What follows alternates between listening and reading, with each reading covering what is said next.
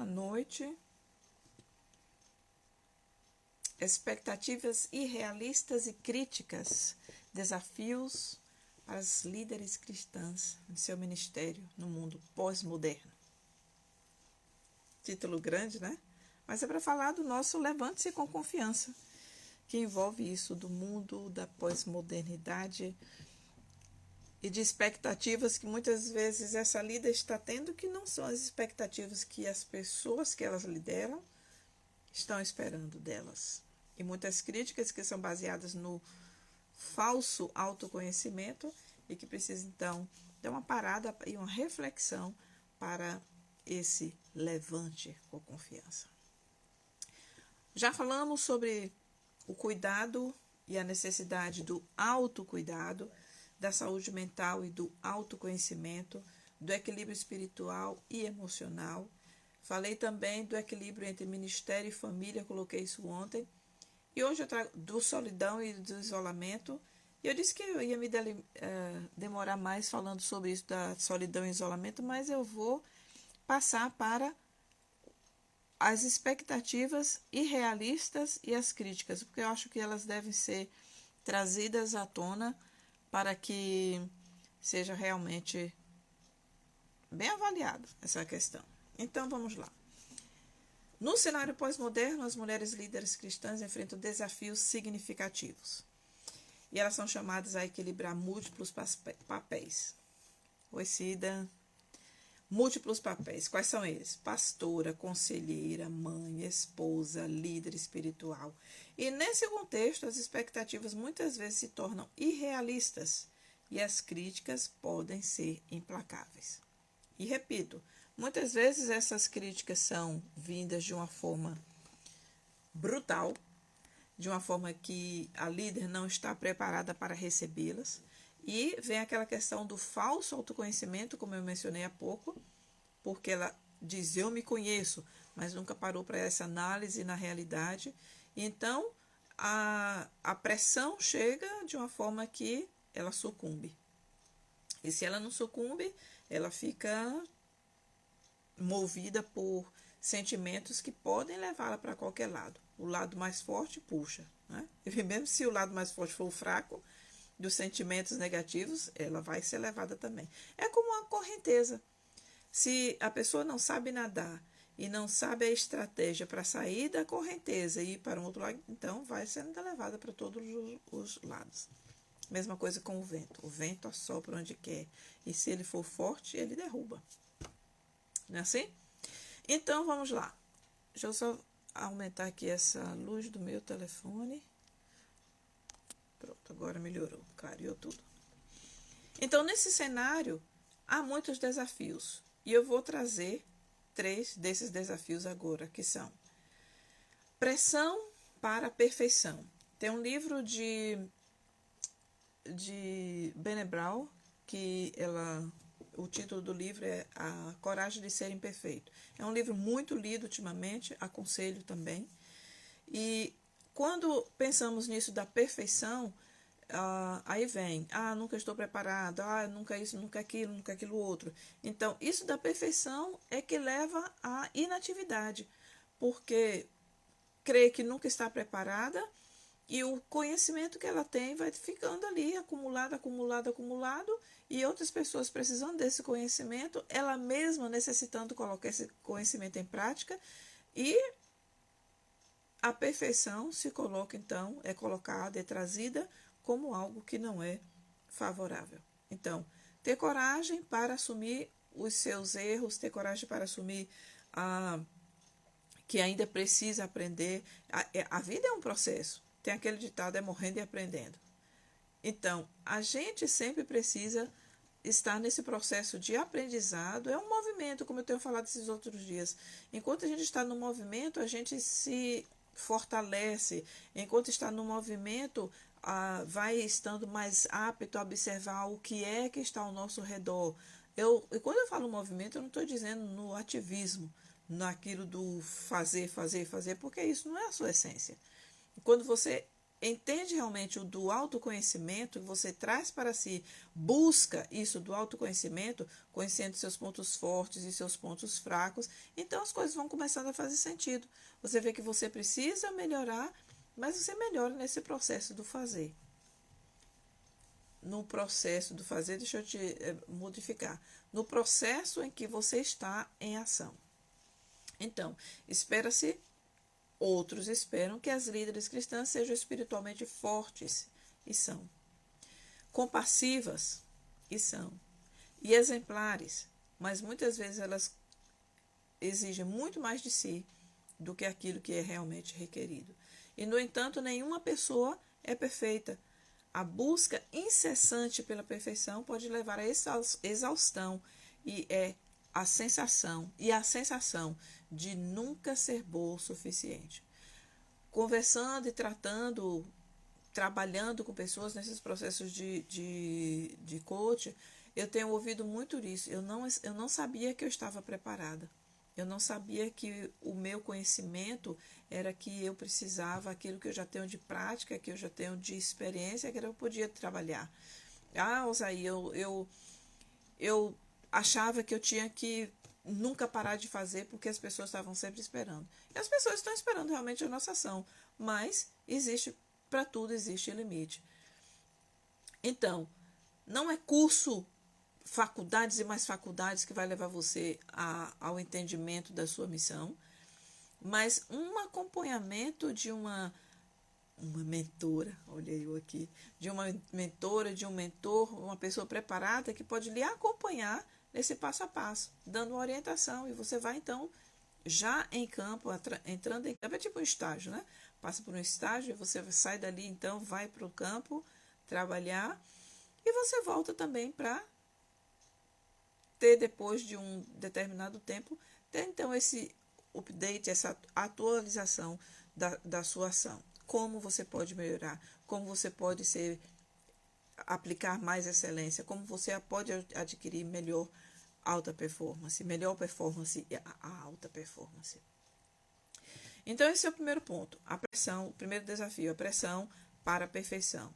Não precisa ser perfeita, basta fazer buscando a excelência. E excelência e perfeição são duas coisas bem diferentes. O segundo desafio é a comparação com outros líderes. As redes sociais e a exposição pública amplificam a comparação. Então, aquilo de que minha rede social precisa estar perfeita, que minha rede social ser aquilo outro, porque a rede de fulano. Se preocupe com aquilo que é seu. Eu tenho dito ultimamente que eu tenho me apaziguado, eu tenho criado essa atmosfera de tranquilidade para trabalhar com a minha rede. Eu fico feliz que muitas pessoas têm dito, o seu conteúdo tem falado de uma forma clara. E é isso que eu busco. Não adianta falar num tom quando as pessoas não estão entendendo. Então, se essa mensagem está sendo clara para você, que bom. Não estou me preocupando com perfeição, mas preocupando com excelência, com aquilo que eu transmito, que você possa ser alcançado. Então, essa comparação leva a baixa estima. Porque se você começa a comparar, é porque a sua estima já não está lá, essas coisas, né? E existe uma coisa que é positiva, que é você ter alguém como modelo, como referência, para que você possa, então, alcançar essa excelência. O que é que ele está fazendo que está dando certo? O que é que ele está fazendo que você pode ter como modelo? Quem é essa pessoa, na sua essência, que você vai desenvolver características similares se você ainda não as possui? E aí vem todo aquele trabalho, né, realmente de construção de uma mente vencedora, de uma mentalidade vencedora, que vai levar você a pensar mais a ser uma vencedora do que uma guerreira. Guerreira está ali, a levar pancada. Enquanto que a vencedora, ela já se posiciona sabendo que tem um alvo. E o alvo dela é diferente do alvo da guerreira. Então, vem isso aí uma coisa muito interessante de se colocar. Então, a comparação com outros líderes é algo que precisa ser banido da sua diária. E aí vem, não apenas as redes sociais, né, mas líderes cristãos podem se sentir inadequadas ao ver o sucesso aparente de outros ministros. Sucesso aparente de outros ministros. Essa comparação pode minar a autoconfiança. Eu falei da autoestima, mas vem também aqui a questão da autoconfiança. E o terceiro desafio é críticas e julgamentos. Líderes estão sujeitos a críticas e muitas vezes vindas de dentro do próprio contexto religioso. E as palavras ferem, especialmente quando vem de pessoas que deveriam apoiar. E aí vem aquilo, né, do autoconhecimento. Você se conhece, você conhece os seus liderados. Esses liderados mais próximos, eles têm um mesmo objetivo, embora as cabeças pensantes sejam outras e sejam diferentes, o modo de pensar de cada um é diferente. Um pode ser mais ágil, o outro pode ser mais hábil com as palavras, o outro pode ser mais hábil com o planejamento, o outro com encaixar esse planejamento em um cronograma que dê tudo certo e vá para as tabelas. Né? Então, aquilo das personalidades é necessário ser trazido também para o contexto religioso, porque é ali que as pessoas mostram o melhor de si. Entende-se, né? Espera-se. Então, nesse contexto, é necessário também aquilo que eu venho falando há algum tempo, que é a questão da análise comportamental. Então, se as palavras ferem, precisamos lembrar que as palavras têm poder. Pegaram o papel e a caneta que eu disse que eu vou fazer um testezinho com vocês? Para já. Então, a pressão para atender às expectativas dos outros pode ser avassaladora. E a pergunta é, você está preparada emocionalmente para essa pressão? Você está preparada para ter o sucesso que você foi criada para ter? E quando eu digo sucesso, não é apenas ficar lá no topo, né, não é questão de exaltação, mas o sucesso aqui é a questão dos resultados que você obtém, que você vai obter nesse processo, nessa caminhada. Então, agora eu gostaria de explorar com vocês três mulheres da Bíblia que foram fundamentais no ministério de Jesus, tanto ele curando essas pessoas, quanto elas tendo um perfil no seu ministério, um perfil modelo, digamos assim, no seu ministério. E o primeiro deles foi Maria Madalena. Lembra da história de Maria Madalena? Ela foi uma seguidora fiel de Jesus. E ela testemunhou a crucificação e também a sua ressurreição, e foi a primeira a vê-lo após a ressurreição. Mas essa Maria Madalena tinha uma necessidade de cura interior.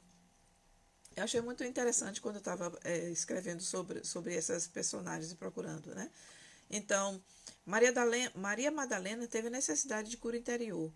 Ela foi liberta de 7 demônios por Jesus. Lucas 8:2, se você não conhece a história. E essa experiência de libertação transformou a vida de Maria Madalena, e a levou a seguir a Jesus com devoção. Esses 7 demônios podem ser exemplificados por 7 outras coisas que podem ser diferentes na sua vida.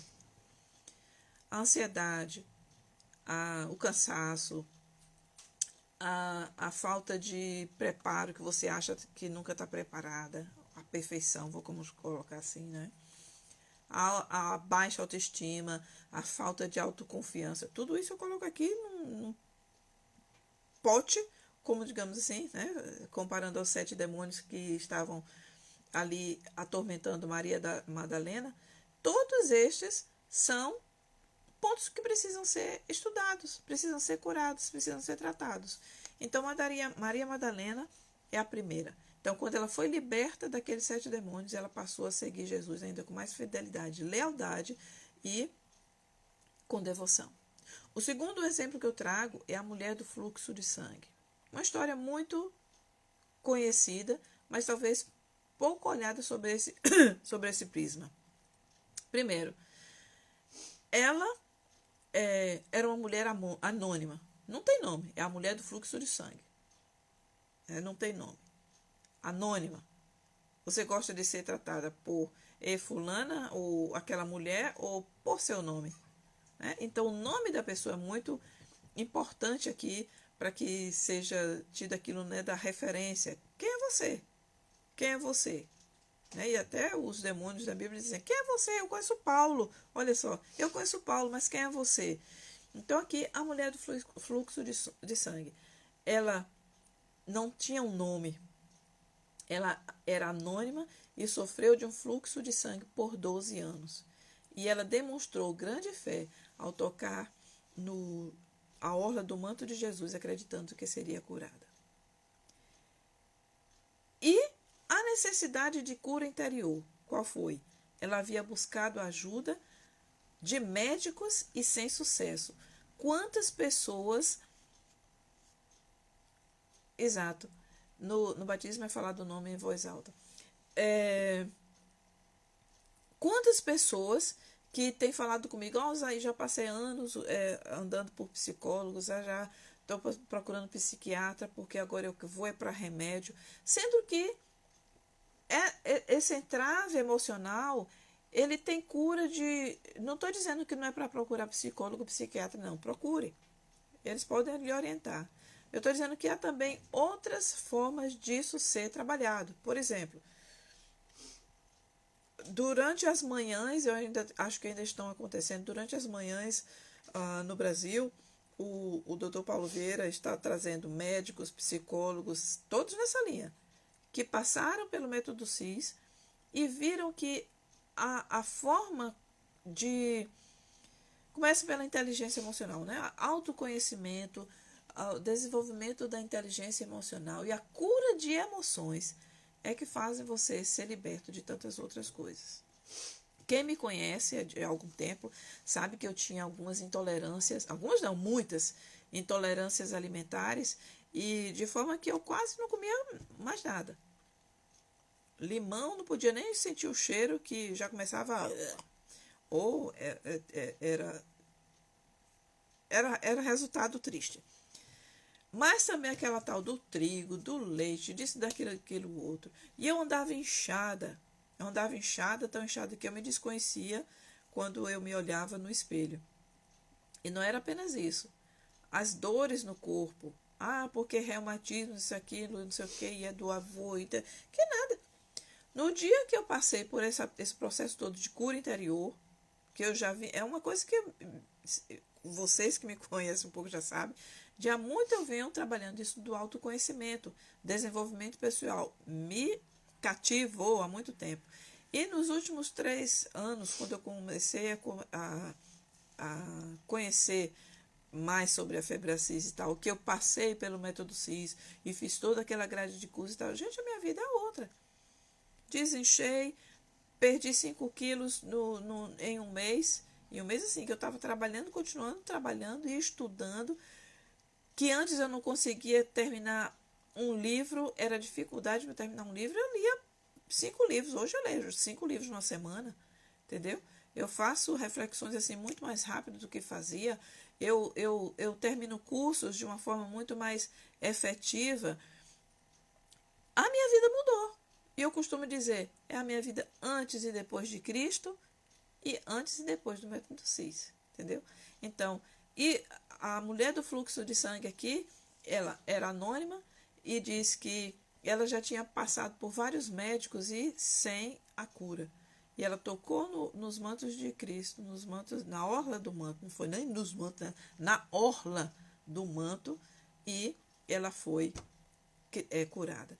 Então, a necessidade de cura interior, mas também trouxe cura física e a restauração emocional. E o terceiro exemplo que eu gostaria de trazer para vocês agora, que eu vou trazer para você agora, é a mulher samaritana. Sabem, né? Daquela história, da história cultural mesmo, que os samaritanos não passavam pelo mesmo caminho dos judeus. E Jesus encontrou essa mulher junto ao poço de Jacó. E ela era uma samaritana. E Jesus quebrou barreiras culturais para falar com ela. Qual era a necessidade de cura interior dessa mulher? Ela estava em busca de água física, mas Jesus ofereceu a água viva. E ela reconheceu a sua necessidade espiritual e encontrou cura e transformação. Mas Osaí, você pode dizer, mas Osaí, e eu estou lá na frente da igreja, eu tenho a minha vida espiritual em dia, tal e tal e tal e tal. Mas quando a gente começa a conversar, de uma forma assim, um a um, você começa a perceber que a vida espiritual não está lá tanto assim, né? Deixou de ler a Bíblia, deixou de orar mais, porque está mais concentrado naquela dedicação ao outro, dedicação ao outro, dedicação ao outro, e está esquecendo que existe uma maneira de se alimentar, de se autocuidar, para que esteja mais fortalecida e possa ajudar com efetividade as outras pessoas. O que fazer? Existe todo um processo para isso. Existe todo um processo para isso. Primeiro é a necessidade de dizer, eu preciso realmente me conhecer. Eu não sou essa que estou aí apenas andando de um lado para o outro, que em casa mal sabe quem é pai, quem é filho, quem é irmão, que em casa mal se comunica com os outros e fora de casa se comunica muito bem. Então existe uma disfunção nisso tudo aí. E é então necessário lembrar que a necessidade espiritual é tão importante quanto a necessidade física, quanto a necessidade emocional, psíquica, social e tantas outras coisas, tantas outras áreas, né? E então pegou lápis e papel, pega aí agora e você vai analisar comigo, lembrando desses 3 exemplos que eu coloquei, e lembrando também dos outros fatores que eu já venho falando há 3 dias. Vamos fazer uma pequena avaliação. É uma pequena avaliação. São 10 ou 12 perguntas e você vai então colocar sim ou não para cada pergunta. Agora vem, não é nem sinceridade, é verdade. Coloca aí com sim ou não de verdade. Se a primeira palavra que vier for sim, analisa. E não. E então, escreve para cada pergunta sim ou não e no final a gente vai avaliar junto. A primeira pergunta é: respira fundo. Esqueci de botar uma musiquinha. E responde aí. Você sente que as expectativas sobre você são irrealistas? São apenas coisas da sua cabeça? Você sente isso? Coloca aí sim ou não. Não pensa muito não. Segundo, você já se viu comparando sua jornada com a de outros líderes?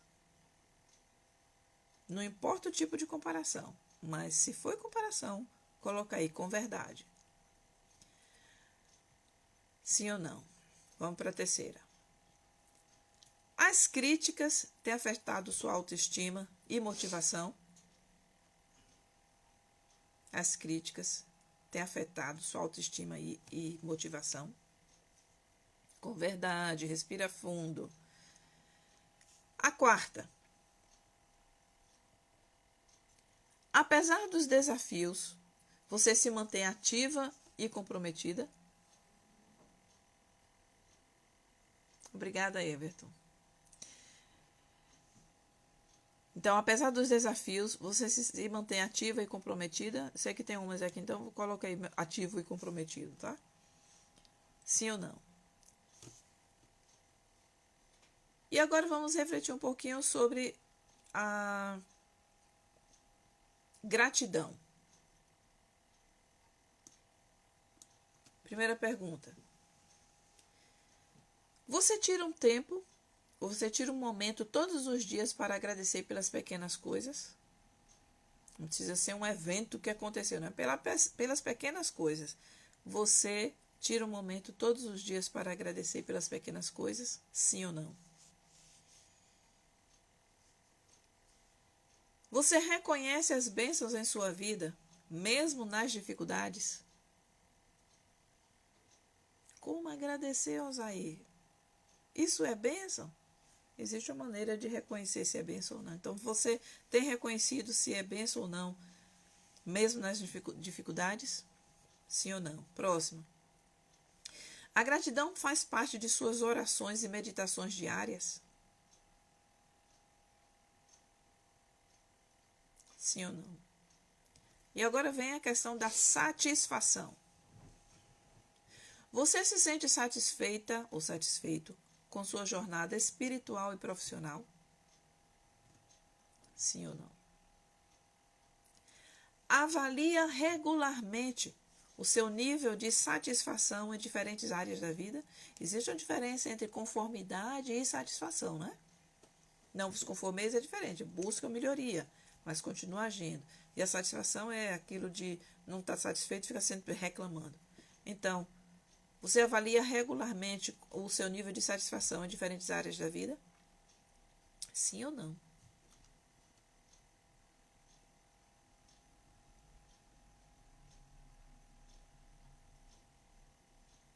E a última pergunta. Identifica o que a faz feliz ou o que faz feliz e buscar cultivar esses aspectos? Você consegue identificar o que o faz feliz ou a faz feliz e buscar cultivar esses aspectos? Sim ou não? Agora, se você respondeu sim ou não a todas essas perguntas, não vai dar tempo agora para repetir quais são elas. Se você quiser, me manda um eu quero aí no gravar da live, que a live vai ficar gravada, que eu mando para você as perguntas depois. Mas coloca aí agora, quantos pontos você fez de sim e quantos não? Some os sims e some os nãos. E veja quantos pontos você fez. Eu vou dar ali aqui as respostas. Se alguém quiser colocar aí para eu analisar, não tem muito tempo não, tem que ser rápido também. Alguém fez? Vamos lá, então. De 0 a 2 pontos, quer dizer aqui que você está cultivando gratidão, satisfação diariamente. Continua assim, ótimo. Mas, de 3 a 6 pontos, você há espaço para crescimento. Considere incorporar 6 sim, 4 não, e deu 10 no. O que é maior é sim, né? Ok. De 3 a 6 pontos, há espaço para crescimento. Considere incorporar práticas de gratidão. E aqui vai no todo, né? Porque a gente falou sobre satisfação. Peraí. 3 a 6 pontos. Há espaço para crescimento. Considere incorporar práticas de gratidão e avaliação mais consistentes. De 7 a 10 pontos, a pressão e a insatisfação podem estar afetando sua saúde mental. Então, a falta de gratidão e afeta a saúde mental. Olha só, né? A falta de gratidão afeta a saúde mental. Então, são pessoas iracundas, são pessoas que estão cultivando mais sentimento negativo e acham que não são negativas. E a comunicação reflete isso também. Agora, esse resultado eu vou pedir para vocês mandarem esse resultado para mim, assim, de quantos sim e quantos não, porque depois eu vou analisar direitinho. Ou melhor, eu vou colocar num Google Forms e vou mandar para quem quiser fazer. E aí você faz e eu mando o resultado da pontuação direitinho. Então, existe aqui alguns pontos. Olha, se você cultiva gratidão, ótimo, continua assim. E não é gostou, né, Sara? Vou fazer isso. Lá na live, eu vou deixar gravado, deixo lá. Se você quer receber o resultado e tal, coloque eu quero e eu mando para você o resultado. O questionário você manda e eu mando o resultado. Então, existe a questão da expectativa. Se você está lidando bem com as expectativas e críticas, isso avalia também nesse teste, né? E se há espaço para crescimento, claro que há espaço para crescimento, sempre. Mas precisa cuidar primeiro de si, para que buscar apoio, para que, então, possa crescer de uma forma sadia. E a pressão, lembrar que a pressão pode estar, sim, afetando a sua saúde mental. Considere conversar com alguém. E eu coloco assim, olha, esse conversar hoje precisa ser um conversar de nível, sabe por quê? Às vezes as pessoas vão apenas para grupos e ficam lá em grupos de WhatsApp ou de Facebook, ou sei lá o que mais, e só ficam reclamando, não agradecem. São pessoas que quando pedem as coisas aos outros, pede-se na bucha, na marra, não pede um por favor, não diz um obrigado. São pessoas que estão lá achando que a rede de apoio é ter um grupo para ficar conversando sobre problemas e só vem problema, só vem problema. Isso não é grupo de ajuda, isso não é grupo de apoio. Isso é um grupo me perdoe, do inferno. Porque você não sai de lá melhor e você sai de lá com a saúde mental deteriorada. Se foi pior, se foi ruim, sai pior. Então, o que é uma conversa? Pergunta para mim, o que é uma conversa aí? Uma conversa para mim é onde você sai de lá dizendo, puxa, eu pude tomar uma decisão. Puxa, como essa conversa me ajudou hoje. Não é aquilo de que eu pude desabafar. Desabafar, para mim, hoje tem um outro conceito, sabe? A gente tem a necessidade, sim, de desabafar, dizer uma hora assim, ó, chega! Isso é um bom desabafo. Aprendi a dizer chega, sabe? E então lembrar que não é apenas a gratidão, mas o celebrar. Não é apenas o celebrar, mas é se curvar realmente diante de Deus, se curvar e ter a humildade de dizer eu preciso de ajuda e buscar uma ajuda diferente. Você pode passar anos, como a mulher do fluxo de sangue, passar anos esperando por uma oportunidade, mas hoje em dia as oportunidades estão muito mais frequentes à sua volta, de frente para você, só botando na tua porta lá dizendo, ó, vem, vem, vem, mas a pessoa não abre a porta. E é como eu gosto de falar como Jesus, né? Se creres, se abrires o coração, se quiseres, levanta tua cama e anda. Então, essa possibilidade de restauração vem lá de Jesus de uma forma muito simples. Não vou dizer que é fácil, eu vou dizer que é simples, porque é na simplicidade que essas coisas são colocadas, que essa restauração é colocada. Então, tem aí a grande oportunidade do método CIS 237, mas hoje eu estou falando aqui desse encontro que eu vou fazer amanhã para líderes cristãs. E por que cristãos aí? Porque é um grupo que precisa de uma... Eu sei o que eu posso oferecer para esse grupo porque eu vim de lá, entendeu?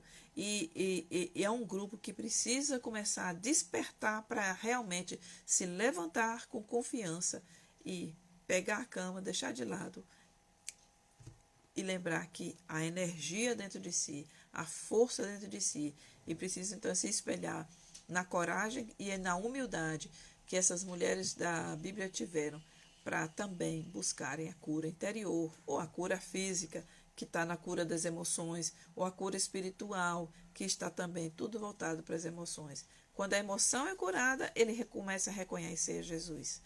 E às vezes o processo precisa ser diferente. Primeiro aceitar Jesus, para depois vir entender, eu preciso curar as minhas emoções. Mas talvez você já tenha isso do espiritual. Então agora a necessidade é entender como essa cura interior precisa acontecer.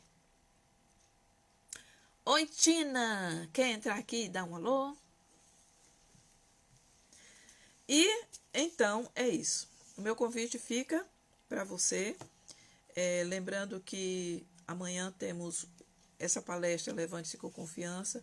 E como eu falei, é uma oportunidade para mulheres, porque o mês de março é focado na mulher, Dia Internacional da Mulher. Foi o dia da esposa do pastor, então aqui eu alinhei a mulher cristã, a líder cristã. E teve mais uma comemoração aí em volta da mulher, que eu não lembro mais qual é.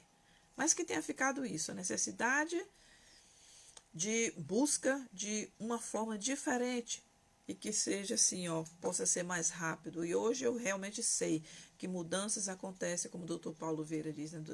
Mudanças acontecem e elas acontecem rápido. E olha o que Jesus fez. Levanta, toma tua cama e anda.